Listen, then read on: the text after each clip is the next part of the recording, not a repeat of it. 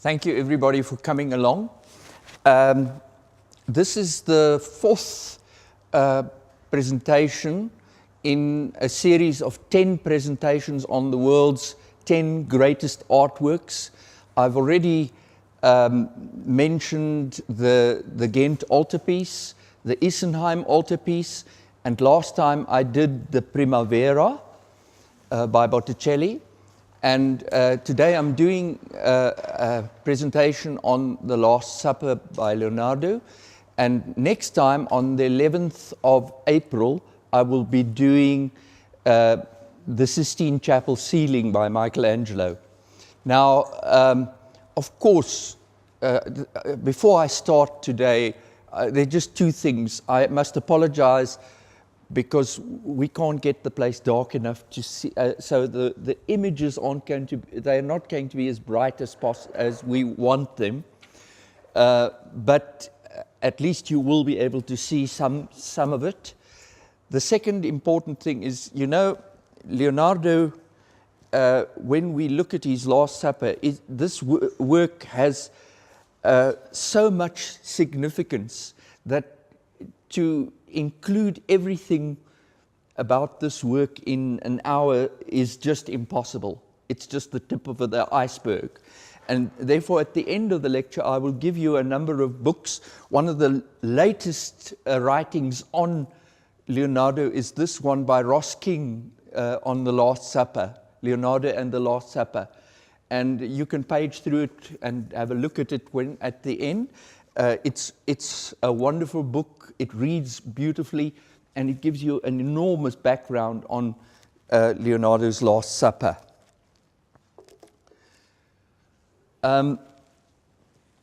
Leonardo da Vinci's Last Supper, or Il Cenacolo as it was called, has been the target of much speculation by writers and historical revisionists alike, usually centered on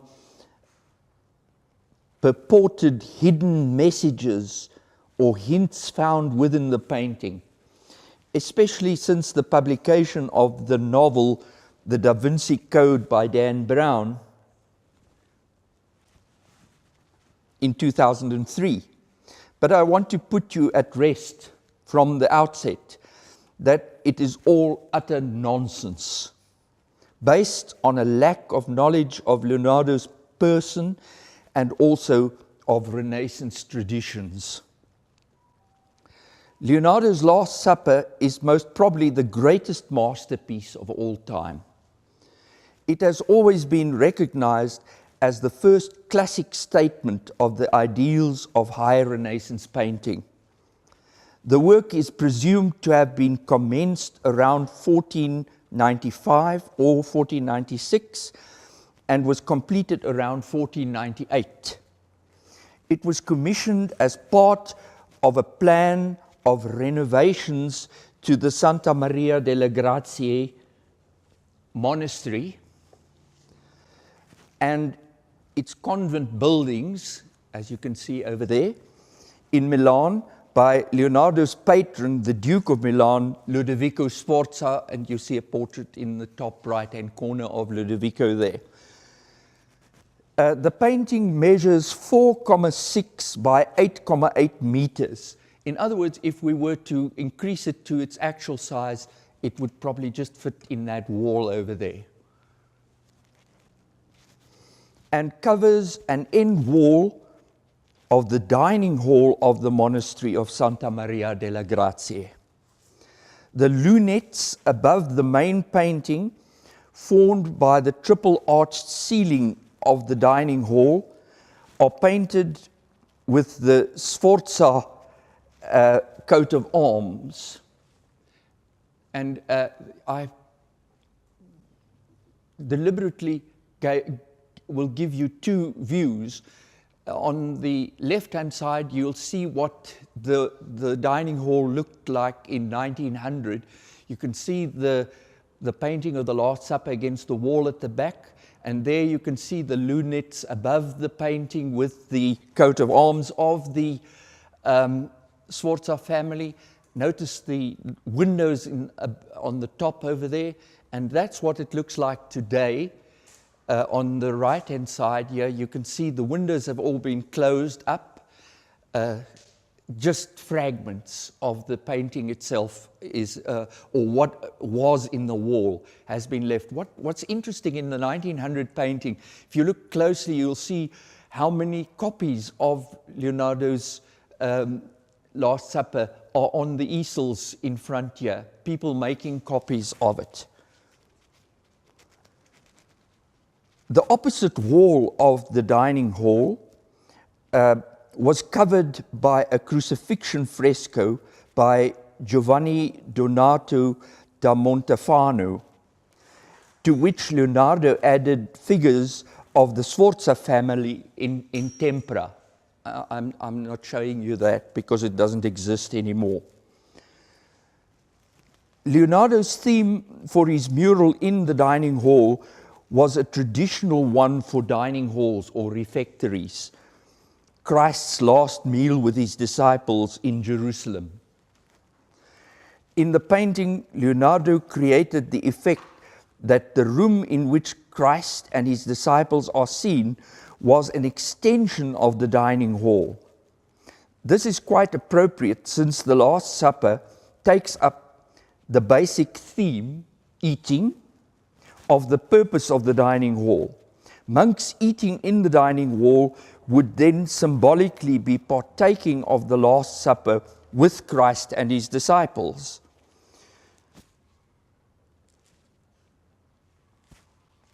Although on the surface this mural looks like a straightforward piece of biblical art, it is in fact an exceptionally complex work, whose mathematical symbolism, psychological complexity, use of perspective, and dramatic focus makes it the first real example of high Renaissance aesthetics.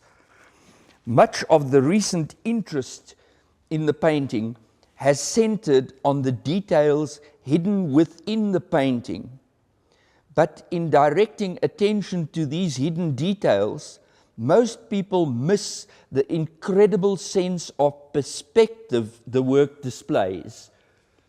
And I have included this interesting schematic view of the back wall and the dining hall itself. You'll see at the bottom it says there's the actual floor and the floor today. The floor is much lower than it actually was. So they also say that when in earlier times, when you stood at the entrance door, the first thing you saw was the figure of Christ in the middle, pointing to the bread and wine on the table, the Eucharist. In other words, it was very closely connected to the dining hall itself. But you can also see how he makes use of circles and half circles to work out the perspective completely. And even in spite of that, Steinberg has shown very clearly that the perspective is not completely correct. He adjusted the perspective to place the emphasis on the two most important issues that we have in this work, the aspect of the Eucharist and the aspect of the Christ saying at that moment that somebody amongst his disciples would betray him. The sharp angling of the walls within the picture leads back to the seemingly distant back wall with windows. This rectangular room has coffers on the ceiling and tapestries on the walls on either side, and terminates at the three windows through which we can see into a beautiful landscape setting.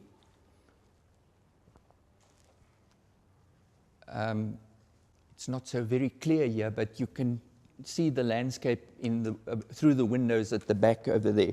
We see how the landscape in the background terminates in a kind of misty greyish horizon, and the type of day shown through these windows adds to the feeling of serenity that rests in the center of the piece around the figure of Christ.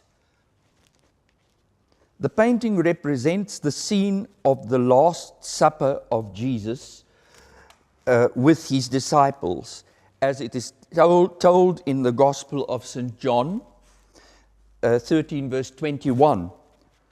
And I quote from the Bible, "Truly, truly I say to you, one of you will betray me." This view that you see over there now is an earlier view before it was cleaned. I think most of us that have seen the painting will remember it as it is there. Unless you've visited it recently, then it looks a bit different. And I will show you how different it is. Leonardo has depicted the consternation that occurred among the 12 disciples when Jesus announced that one of them would betray him. This dramatic moment opened a door for Leonardo to explore the psychological reactions of the figures involved. All 12 apostles have different reactions. Just look at it, you'll see. Each one is a individual psychological entity to the news, with various degrees of anger and shock. Leonardo began with the figure composition, and the architecture had merely a supporting role from the start. Here is an early preliminary sketch, and you can see how he's planning the position of the figures. In preliminary compositional sketches, we see that Leonardo labeled each disciple. You can see the names on the top. And in one of his manuscripts described their respective attitudes and emotions. Many beautiful drawings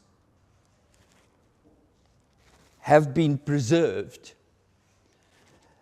including one, but yeah, before I get to the one that I want to talk about, you can see Judas, Philip. The one of Bartholomew is a bit indistinct, and then the interesting figure of the Christ figure. There's of course many stories around these figures. I find, and there's an interesting, I think it's a myth or a yarn, that when Leonardo chose this guy to pose as Christ, a few years later he was looking for somebody to pose as Judas. And then in the back streets of Milan, he found this very degraded person and asked him to come and pose for Judas, and then he found out it was the same person who posed for the Christ. That's a story, of course, because there is not enough time gone by between the young figure of Christ and the older figure of Judas. But there's also the one in red chalk for the terror-stricken head of James Major, which we see on that drawing on the left-hand side over there. He recoils as from a blow, his eyes staring and his mouth open. Leonardo seated the diners on one side of the table so that none of them had his back to the viewer. Most previous depictions excluded Judas by placing him alone on the opposite side of the table.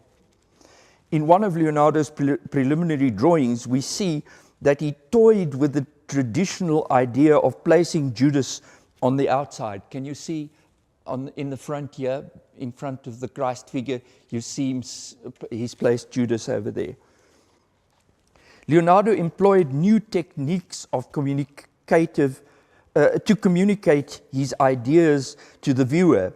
Instead of relying exclusively on artistic conventions, he used ordinary models whom he encountered on the streets of Milan, as well as gestures derived from the sign language used by deaf mutes and oratorical gestures employed by public speakers.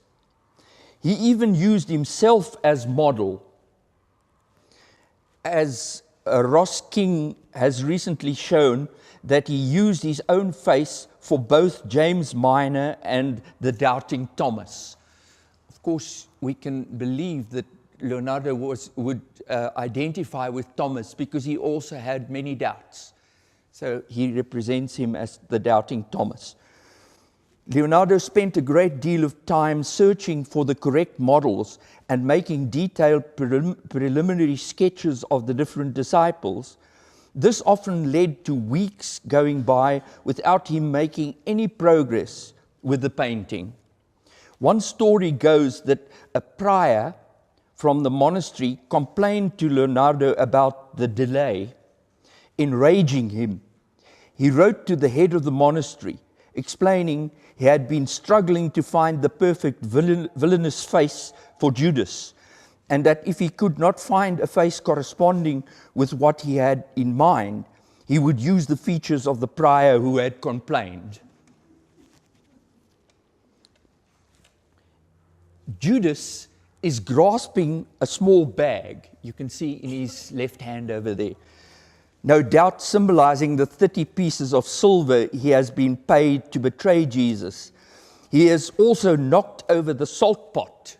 Can you see the salt pot in front of his left arm over there? Which is another symbol of betrayal. Many scholars have discussed the meaning of the spilled salt container near Judas's elbow. Spilled salt could symbolize bad luck, loss of religion, betrayal, or Jesus as the salt of the earth. Judas is the only person to have his elbow on the table. And his head is also horizontally the lowest of anyone in the painting. He is represented as the disciple who does not protest. He is the only disciple who reaches for the food, implying, can you see his right hand reaching for the bread over here in the front, implying that he receives the sacrament unworthily. He is the only disciple who recoils from Christ, and the only one whose face is not in the light. His dark bulk, you can see this is a portion of the painting that has been restored now. His dark bulk in the same group contrasts with the lighted profile of Peter. You see Peter's head in between Judas and John over there. And the radiant countenance of John, the young John. Leonardo placed Peter with an outstretched hand like a bridge between Judas and John. Can you see his hand is like a bridge? And look behind his back, he's got a knife over there in his left hand. Implying that Peter, as the first pope of the Roman Catholic Church and God's representative on earth, is like the church he represents, the bridge between good and evil. The identity of the individual disciples in the Last Supper is confirmed by the notebooks of Leonardo da Vinci. And here we have, I've indicated the names of all the figures. You'll see I've clearly marked John as not Mary, as Dan Brown says. And we can see how they're seated over here. From left to right in the painting, they are depicted in 4 groups of 3 and react to the news as follows. Group 1, right on the left-hand side over there, shows Bartholomew, James Minor, and Andrew, and they are all very surprised. We see the surprise on their faces. Group 2, the next group, is, of course, Peter, Judas, and John. Judas Iscariot is taken aback. Peter holds a knife in his right hand behind his back and looks stormy, while the boyish John, the youngest apostle, simply swoons. Then the third group, after we have the Christ figure, is the group of Thomas, James Major, and Philip. Thomas is upset, and his raised index finger foreshadows his incredulity of the resurrection. James Major is shocked with his arms in the air. And Philip, whose love for his master streams from his eyes, has his hands pressed to his breast as he protests that the betrayer cannot be he. The fourth group, Matthew, Thaddeus, and Simon. In this final group of three, Jude, Thaddeus, and Matthew turn to Simon the Zealot for answers. In short, the painting captures 12 individuals in the midst of querying, gesticulating, or showing various shades of horror, anger, and disbelief. Of course, this is something completely strange to the Renaissance world, showing the psychological reactions of people. And that's why this painting drew people from all over the world at that time to come and admire what Leonardo showed. We're not that amazed with the work because we've seen so many pictures of it. But you can think somebody coming from the early Renaissance or the mid-Renaissance world and being confronted with this new view of the representation of the Last Supper. This painting is almost too well known, largely due to prettified versions that conceal its deplorable present condition. Yeah, you can see what it looks like after the restoration. If you look at the piece on the left-hand side, you'll see that in the middle there, on the far left, there's absolutely nothing there. It's been totally destroyed. And this, on the right-hand side, is the clothes of Peter. You can see his hand with this knife there, but most of the coloring is flaked off. This is due to a disastrous technical innovation on the part of Leonardo. He tried to improve the piecemeal fresco method. Fresco was made in giornata, in daily bits, and he didn't want that. He wanted to have the work as a whole, so that it could provide him with the time necessary to impart his customary shadowy unity to the whole painting and perfect the luminous finish of the details by painting directly on the dry intonaco with some kind of oil tempera. From the beginning, Leonardo spent a great deal of time perfecting the overall impression of the composition and the details of the figures and accessories. Here you can also see,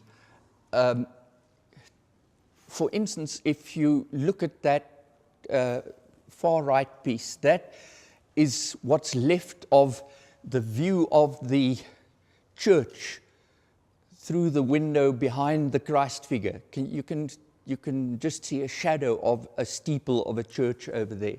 But look how cracked the painting is.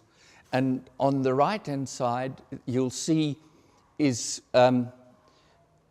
what the Christ figure looks like, and especially the right hand of the Christ figure, and what it probably looked like soon after it was painted, because that is a copy by one of his students.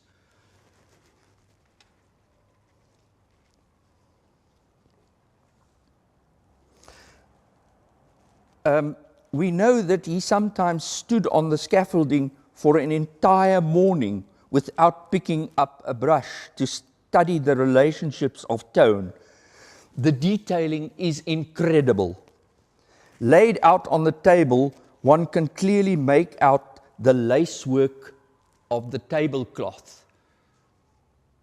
Now, we've been spoilt by the Dutch still life painters who mastered the representation of transparent glass and pewter and so forth in their wonderful still lifes. But look at this, the detail that you see over here.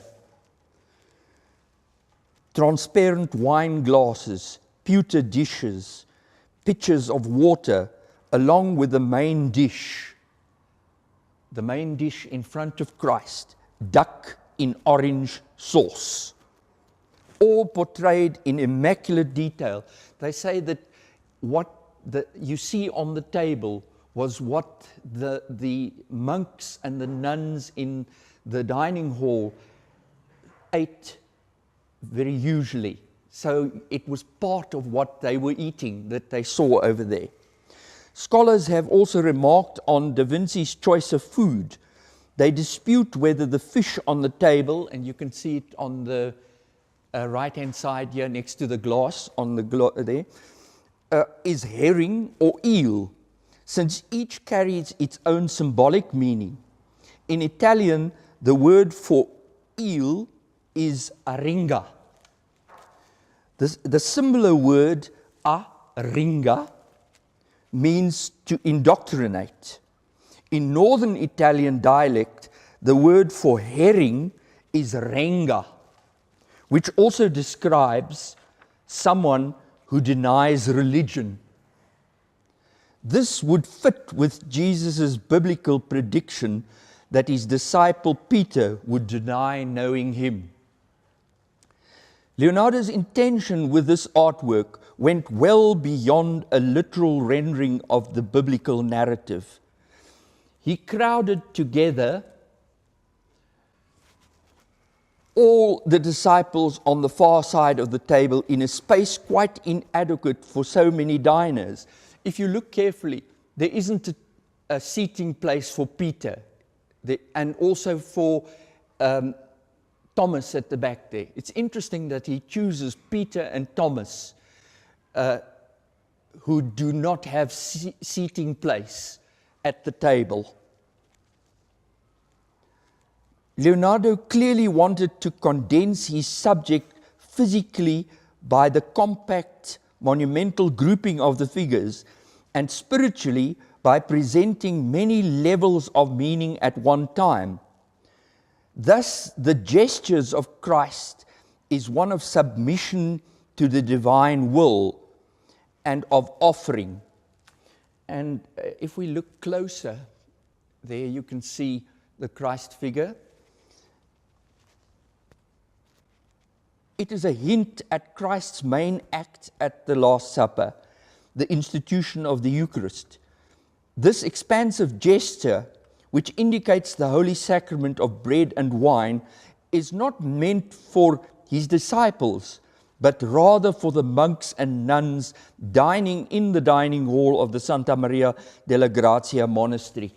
And here I made it smaller so that you can see the hand gestures of the Christ figure. His right hand is pointing to the bread. His left hand is actually pointing to the wine. It's not only pointing to the wine glass standing in front of it over there, but he's also reaching for the piece of bread together with the hand of Judas there. So together with Judas, they're reaching for the bread. So again, it's the two main emphasis of the painting, the Eucharist and somebody is going to betray him. The disciples do not merely react to Christ's words. Each of them reveals his own personality, his own relationship to the Christ. The central vanishing point, which governs our view of the interior, is located behind the head of Christ in the exact middle of the painting, and thus becomes charged with symbolic significance. I showed it in the previous one. Maybe we can just go back. No. There you can see the vanishing point of all the lines sort of disappear in the right eye of the Christ figure. Equally plain is the symbolic function of the main opening in the back wall. Its projecting semicircular pediment acts as the architectural equivalent of a halo behind Christ's head. Leonardo exploited a numerical tradition in this artwork, not only to make the divisions of his composition immediately significant to his audience, but also to create mathematical order out of the dramatic confusion, and to point up the instant effect of Christ's divisive revelation of betrayal on the inner lives of the disciples by identifying their automatic reactions with the operation of the underlying number system. The revelation of betrayal automatically factors the number 12 into 4 groups of 3 each. Of course, Leonardo was aware of the symbolic meaning of these numbers in Christian tradition. 3, the number of the Trinity, stands out as the most important. It was also recognized as the number of the gifts of the Magi. You'll remember when the Magi came, they gave myrrh and incense and gold. But also as Christ as King, God, sacrifice.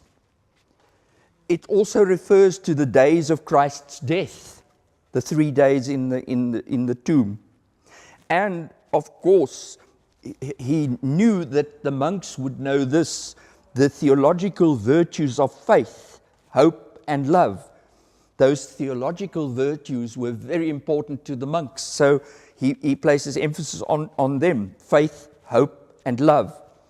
4 was not only the number of the Gospels, but also the cardinal virtues, and there we have prudence, fortitude, justice, and temperance. Again, something which the monks would immediately realize. But 4 was also the number of the rivers of paradise, the seasons of the year, and also the times of the day.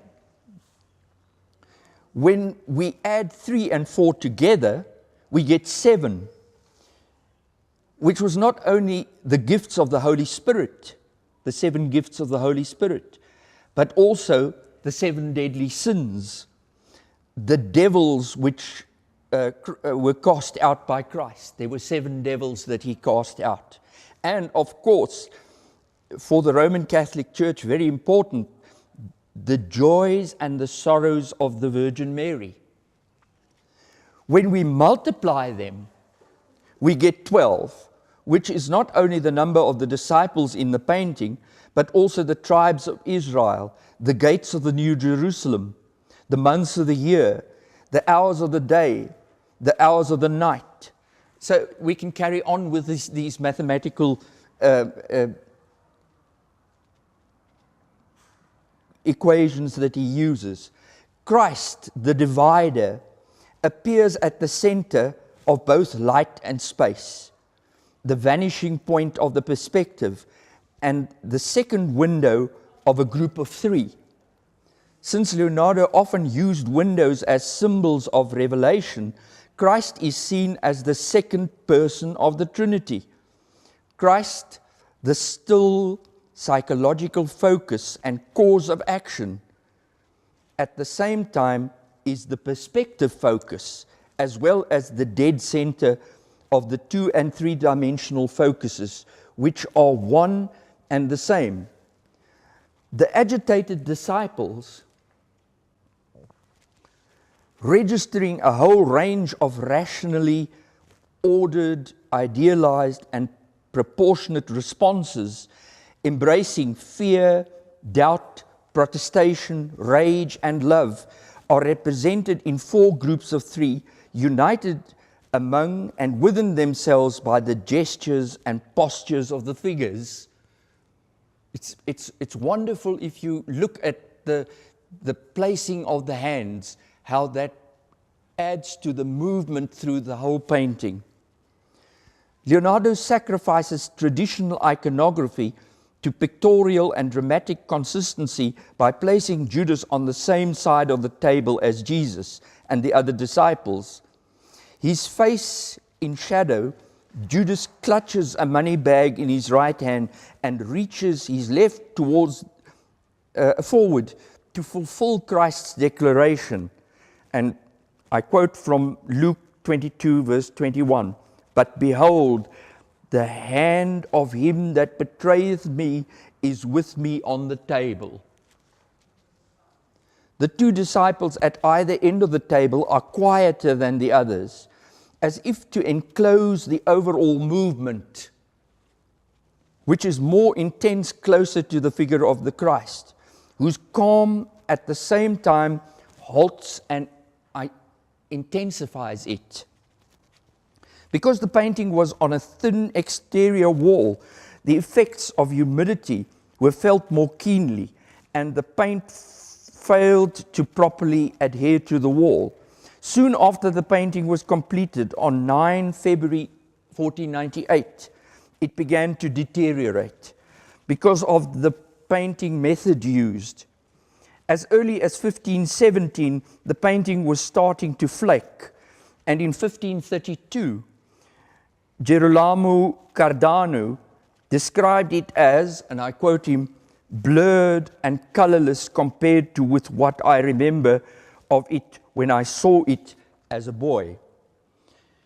In 1556, less than 60 years after it had been finished, Leonardo's biographer, Giorgio Vasari, described the painting as already ruined and so deteriorated that the figures were unrecognizable.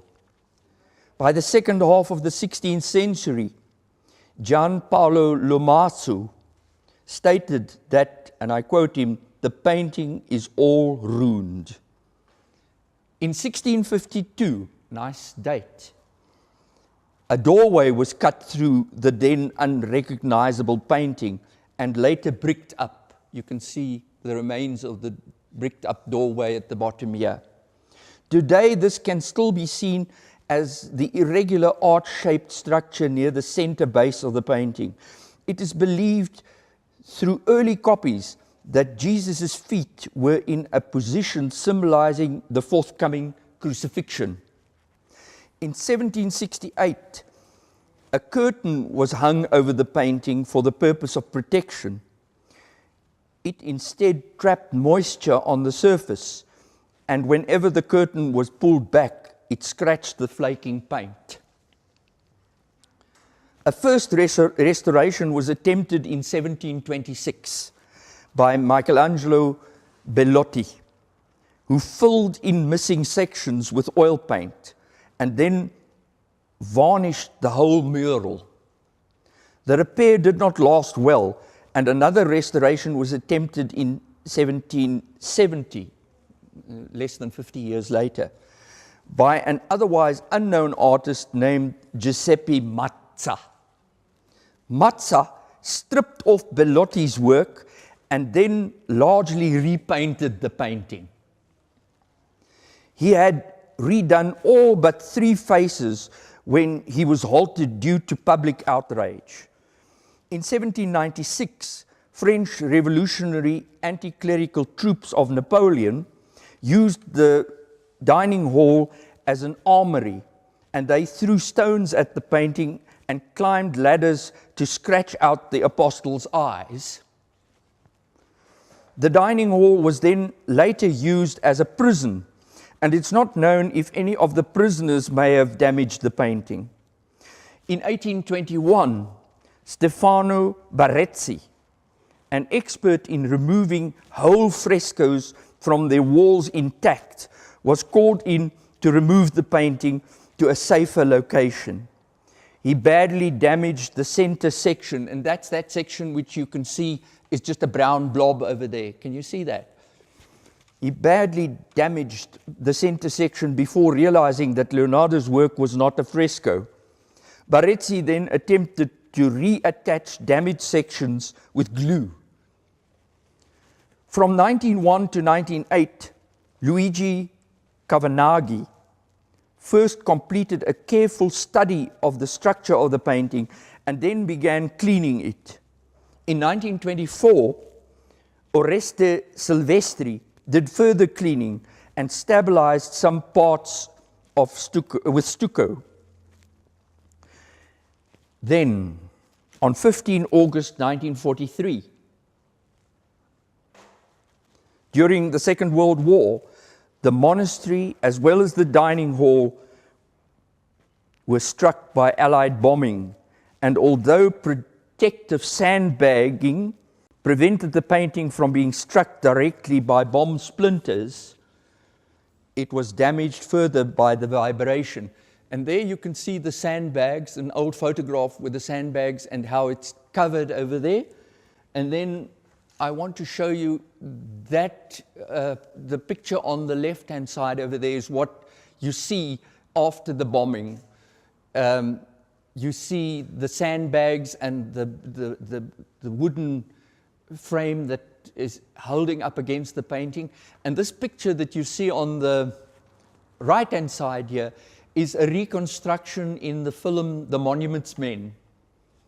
And if you compare with what actually happened to the building on the left-hand side, and you look in the film, you see the film is a bit completely different to what reality is.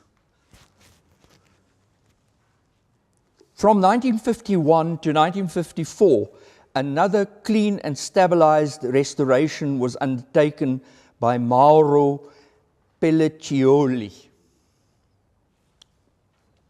In modern times, it fortunately became known that 3 of Leonardo da Vinci's students had made accurate copies of the Last Supper early in the 16th century. Giampietrino did a full-scale copy that is at present in the Royal Academy of Arts in London. And there you see it, a full-scale copy in... this is actually at the University of Oxford. The Royal Academy keeps it there. And you can see it's a very, very accurate copy of Leonardo's work. This oil painting on canvas was the primary resource for the latest restoration of the work. A second copy by Andrea Solari, this is Andrea Solari's copy, is in the Leonardo da Vinci Museum in Belgium. Again, very accurate. If you look, you'll see even the facial expressions are very, very accurately done. The tapestries on the walls behind the figures over there. While a third copy by Cesare de Sesto in the Church of St. Ambrogio in Switzerland is slightly changed. The windows at the back have been changed, but the figures are quite accurately rendered. In Switzerland. The painting's appearance by the late 1970s, and this is what I saw when I visited it in 1978, had become badly deteriorated. From 1978 to 1999, Penin Brambilla Barcelon, and there's the lady, guided a major restoration project which undertook to stabilize the painting and reverse the damage caused by dirt and pollution. The 18th and 19th century restoration attempts were also reverted. Since it had proved impractical to move the painting to a more controlled environment, the dining hall was instead converted to a sealed, climate-controlled environment, which meant bricking up the windows, as I showed in the beginning. And here you can see she spent 21 years restoring this painting. Then detailed study was undertaken to determine the painting's original form, using scientific tests which included infrared reflectroscopy and microscopic core samples, and the use of original cartoons preserved in the Royal Library at Windsor Castle, as well as the 3 16th century copies by Leonardo's students, which I just now showed you. Some areas were deemed unrestorable. Here's that part again that I showed you where nothing could be done to the damage that was done to those 3 figures on the left-hand side over there. But also the flaking of the colors leaves very little left. These were repainted using watercolor in subdued colors intended to indicate they were not original work, while not being too distracting. The restoration took 21 years, and on 28 May 1999, the painting was returned to display. Intending visitors were required to book ahead and could only stay for 15 minutes. And even today, you have to book ahead. You can't see the work, and sometimes it's booked months in advance. So it's almost impossible to see it now again. When it was unveiled, considerable controversy was aroused by the dramatic changes in colors. Exactly what happened in the Sistine Chapel also. People couldn't accept the bright colors that were revealed over here. By the colors, the tones, and even some of the facial and other shapes.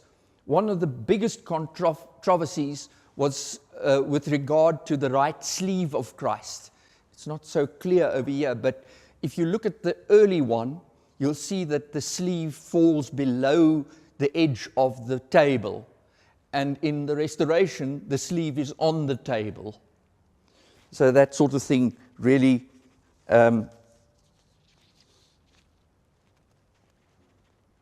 made certain art historians very upset. Before I close off, I just want to add something of interest here, and that is that the Last Supper has frequently been referenced, reproduced, or parodied in Western art and culture. In 1955, Salvador Dali painted The Sacrament of the Last Supper, with Jesus portrayed as blonde and clean-shaven, pointing upward to a central torso, while the disciples are gathered around the table, heads bowed so that none may be identified. It is reputed to be one of the most popular paintings in the collection of the National Gallery of Art in Washington, D.C. In 1986, Andy Warhol was commissioned to produce a series of paintings, there are 40 of them, based on the Last Supper, that were exhibited initially in Milan, and here I have 3 of them, of his versions of the Last Supper. The sculptor Marisol Escobar rendered the Last Supper as a life-size, 3-dimensional sculptural assemblage using painted and drawn wood, plywood, brownstone, plaster, and aluminium. This artwork, known as self-portrait looking at the Last Supper, created in 1982 to 1984. You can see the artist sitting in the front over here. It's a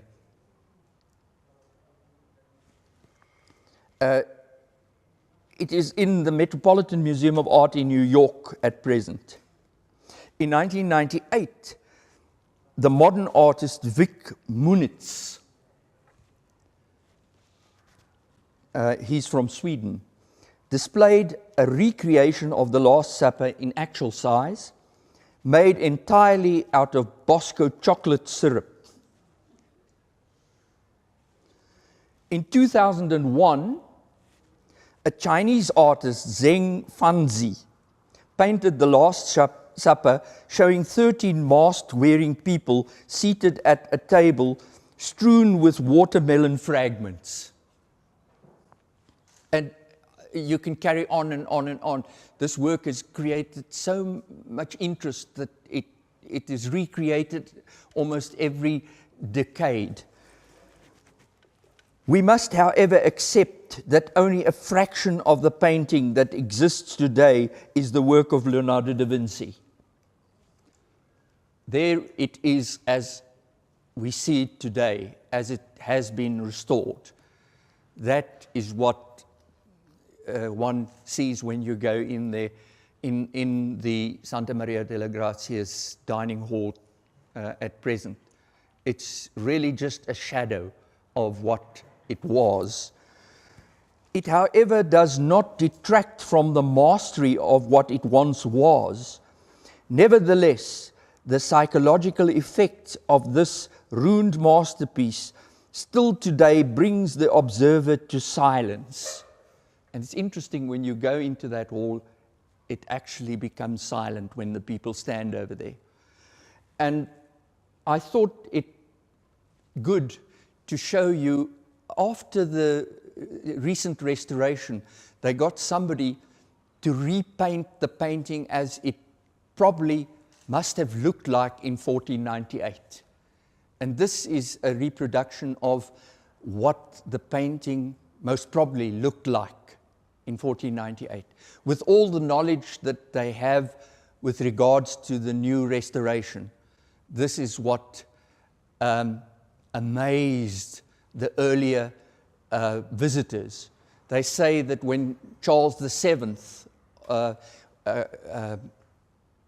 conquered Milan in the early 16th century, he wanted to get somebody to remove the whole wall on which this painting is to Paris, because he was so amazed at this work.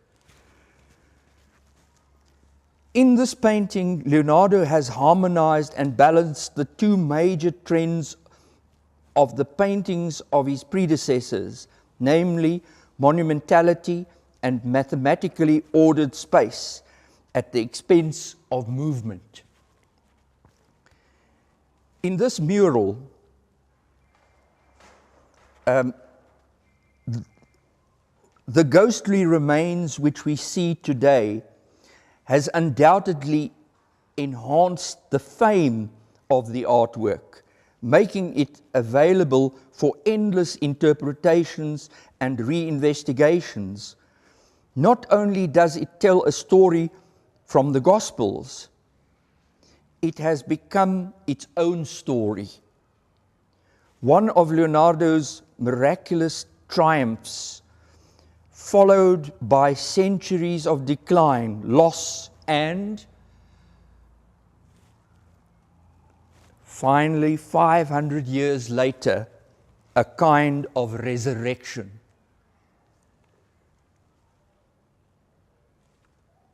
And I have included a list of some of the more recent and also some of the top works dealing with the Last Supper. Here's the one on the right, left-hand side by Ross King. If you're interested, you can come and have a look at it. I'll leave it here. And that is my story. If you have any questions, I'd like to answer them. Any questions?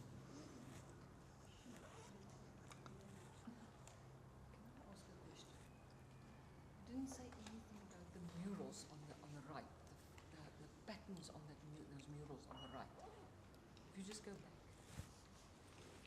Is there any significance? Oops. You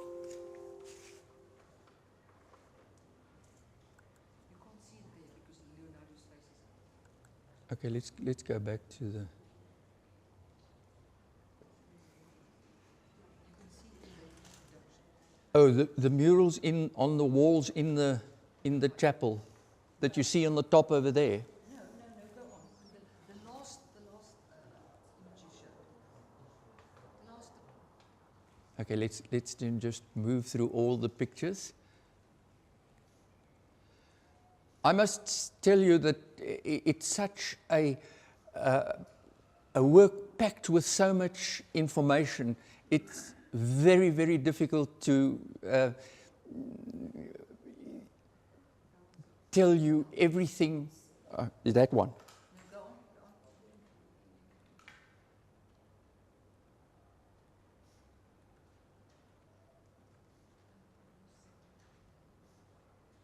There you can see the one behind the agter die heel regterkant sign. Those dark, they're tapestries. Those are tapestries.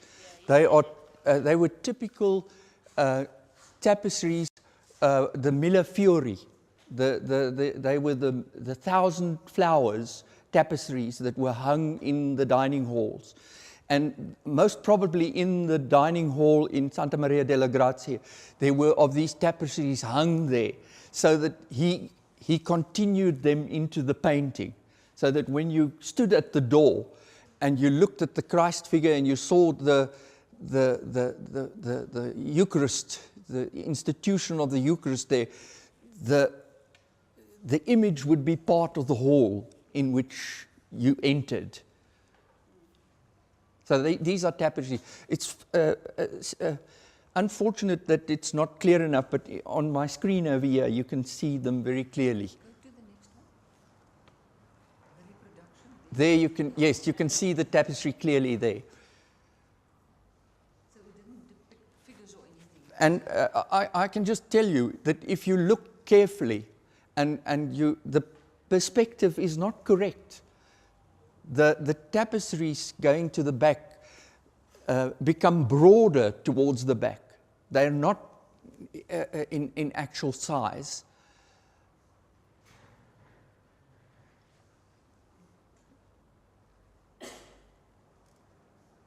And the ceiling? Was that It's a coffered ceiling, yeah. Was it typical of the time? It was probably Leonardo who thought that the room in which Christ had the Last Supper was Roman, so he puts the coffered Roman. It's a way to identify the time in which it takes place, in the time of the Romans.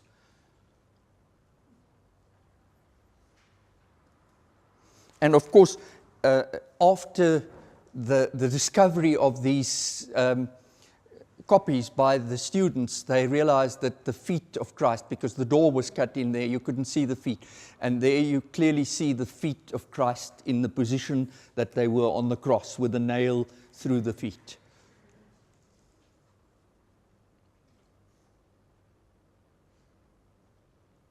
Any more questions? Thank you. No, that was wonderful. Thank you.